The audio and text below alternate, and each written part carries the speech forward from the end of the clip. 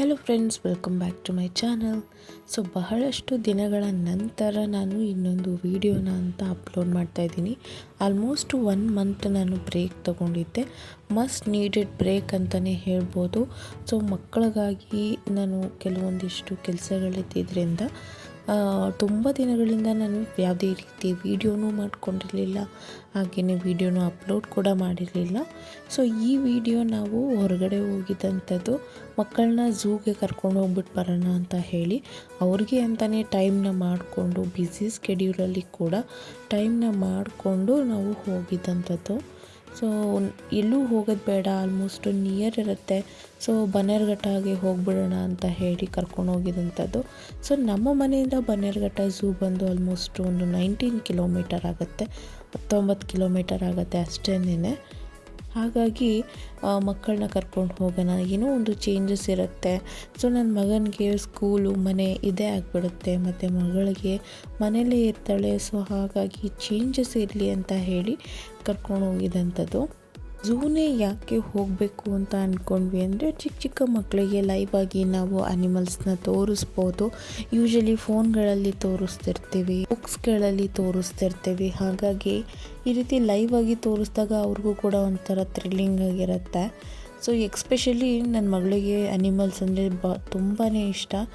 ಅದರಲ್ಲೂ tigers, lion ಏನಾದರೂ ಫೋನಲ್ಲಿ ಅಥವಾ ಬುಕ್ಕಲ್ಲಿ ನೋಡಿದಾಗ ಹೇಳ್ತಿರ್ತಾಳೆ. ಹಾಗಾಗಿ ಒಂದು ಟೀಚಿಂಗ್ ಮಾಡ್ದಂಗೂ ಇರುತ್ತೆ, ಅನಿಮಲ್ಸ್ ನೇಮ್ಸ್ನ ಅಂತ ಹೇಳಿಬಿಟ್ಟು ಕರ್ಕೊಂಡು ಹೋಗಿದ್ದಂಥದ್ದು.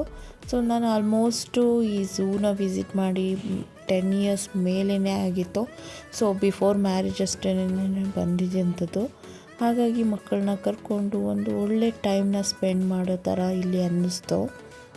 ಯಾರಾದರೂ ಬ್ಯಾಂಗ್ಳೂರಲ್ಲಿದ್ದರೆ ಮಕ್ಕಳಿಗೆ ಯಾವುದಾದ್ರೂ ಪ್ಲೇಸಿಗೆ ಕರ್ಕೊಂಡು ಹೋಗಬೇಕು ಅಂತ ಅಂದರೆ ನೀವು ಇದನ್ನು ಸೆಲೆಕ್ಟ್ ಮಾಡ್ಕೋಬೋದು. ಸಫಾರಿನೂ ಹೋಗ್ಬೋದು, ಬಟ್ ಏನಂತ ಅಂದರೆ ಪುಟ್ಟ ಮಕ್ಕಳಿಗೆ ಸಫಾರಿಯಲ್ಲಿ ಕರ್ಕೊಂಡು ಹೋದರೆ ಏನೂ ಅರ್ಥ ಆಗೋದಿಲ್ಲ, ಗೊತ್ತೂ ಆಗೋದಿಲ್ಲ. ಹಾಗಾಗಿ ನಾವು ಝೂ ಒಳಗಡೆನೇ ತೋರಿಸಿದಂಥದ್ದು. ಯಾರಾದರೂ ಬ್ಯಾಂಗ್ಳೂರನ್ನ ವಿಸಿಟ್ ಮಾಡಬೇಕು ಅಂದರೂ ಕೂಡ ನೀವು ಈ ಒಂದು ಝೂನ ವಿಸಿಟ್ ಮಾಡ್ಬೋದು. ಆ್ಯಕ್ಚುಲಿ ಮೈಸೂರಲ್ಲಿ ತುಂಬ ದೊಡ್ಡದಾದಂಥ ಝೂ ಇದೆ. ಇದು ಅಷ್ಟು ದೊಡ್ಡದೇನಲ್ಲ, ಚಿಕ್ಕದು. ಆ್ಯಾವ್ರೇಜಾಗಿ ಅನಿಮಲ್ಸ್ ಕೂಡ ಇದ್ದಾವೆ ಅಂತಲೇ ಹೇಳ್ಬೋದು. ಬಟ್ ಮಕ್ಕಳಿಗೆ ತೋರಿಸಲೇಬೇಕಾಗಿರುವಂಥ ಕೆಲವೊಂದಿಷ್ಟು ಅನಿಮಲ್ಸು ಇಲ್ಲಿ ನೋಡ್ಬೋದು ನಾವು. ಇತ್ತೀಚಿನ ದಿನಗಳಲ್ಲಿ ನಮ್ಮದೇ ಆದಂಥ ಬ್ಯುಸಿ ಸ್ಕೆಡ್ಯೂಲಿಂದನೂ ಹೇಳ್ಬೋದು. ಹಾಗೆಯೇ ಗೊತ್ತಿಲ್ಲ ಯಾಕೆ ಅಂತ ವಿಡಿಯೋ ಮಾಡೋದಕ್ಕೆ ಮತ್ತು ಪ್ರತಿಯೊಂದಕ್ಕೂ ಇಂಟ್ರೆಸ್ಟೇ ಬರ್ತಾ ಇರಲಿಲ್ಲ. ಸಮ್ ಇವಿಲ್ ಐಸ್ ಅಂತ ಹೇಳ್ತಾರಲ್ಲ, ಆ ರೀತಿ ಆಗಿತ್ತು ಅಂತ ಅನಿಸುತ್ತೆ. ಆದರೆ ತುಂಬ ಇಷ್ಟಪಟ್ಟು ಕ್ರಿಯೇಟ್ ಮಾಡಿದ್ದಂಥ ಚಾನಲ್ಲು ಅಷ್ಟು ಸುಲಭವಾಗಿ ಬಿಡೋ ಮಾತೇ ಇಲ್ಲ. ಅದನ್ನು ನಾನು 1 ಮಂತ್ ಆದರೂ ಅಟ್ಲೀಸ್ಟ್ ಬ್ರೇಕ್ ತೊಗೊಂಡು ಮತ್ತೆ ಕಮ್ ಬ್ಯಾಕ್ ಮಾಡೋಣ ಅಂತ ಹೇಳಿ ಸ್ವಲ್ಪ ದಿನ ಬ್ರೇಕ್ ತೊಗೊಂಡಿದ್ದೆ ಅಷ್ಟೇನೆ. ಹಾಗೆಯೇ ವ್ಯೂಸ್ಗಳು ಕಡಿಮೆ ಆಗುತ್ತೆ, ಹಾಗೆ ಮಾನಿಟೈಸೇಷನ್ ಆಗೋದಕ್ಕೆ ಪ್ರಾಬ್ಲಮ್ ಆಗುತ್ತೆ. ಇದು ಯಾವುದನ್ನು ನಾನು ತಲೆನೇ ಕೆಡಿಸ್ಕೊಳ್ಳೋದಿಲ್ಲ. ನಾವೊಂದು ವರ್ಕನ್ನು ನಾವು ಮಾಡ್ತಾಯಿದ್ದೀವಿ ಅಂತ ಹೇಳಿದ್ರೆ ಅದನ್ನು ಮಾಡ್ಕೊಳ್ತಾ ಹೋಗಬೇಕು. ಸಕ್ಸಸ್ ಅನ್ನೋದು ಅದಾಗದೇ ಸಿಗತ್ತೆ. ನಮ್ಮ ಎಫರ್ಟು ಕಂಟಿನ್ಯೂಟಿ ಇರಬೇಕು ಅಷ್ಟೇ, ಅದನ್ನು ನಾನು ಬಿಲೀವ್ ಮಾಡ್ತೀನಿ. ನನಗೆ 5 ವ್ಯೂಸ್ ಬಂದರೂ ಖುಷಿನೇ, 10 ವ್ಯೂಸ್ ಬಂದರೂ ಖುಷಿನೇ. ಪ್ರತಿಯೊಂದಕ್ಕೂ ಅದರದ್ದೇ ಆದಂಥ ಟೈಮ್ ಇರುತ್ತೆ.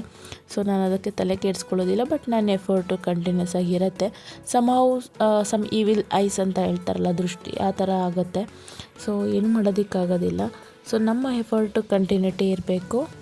ನಮಗೇನಾದರೂ ತೊಂದರೆ ಆಗ್ತಿದೆ ಅಂತ ಅಂದರೆ ಪರವಾಗಿಲ್ಲ, ನಾವು ಒಂದು ಸ್ವಲ್ಪ ಗ್ಯಾಪ್ನ ತೊಗೊಂಡು ಕಮ್ ಬ್ಯಾಕ್ ಮಾಡೋದ್ರಲ್ಲಿ ಏನೂ ತಪ್ಪಿಲ್ಲ ಅಂತ ನಾನು ನಂಬ್ಕೊಂಡಿದ್ದೀನಿ. ಹಾಗಾಗಿ ಸ್ವಲ್ಪ ಗ್ಯಾಪ್ನ ತೊಗೊಂಡಿದ್ದೆ ಅಷ್ಟೇನೆ.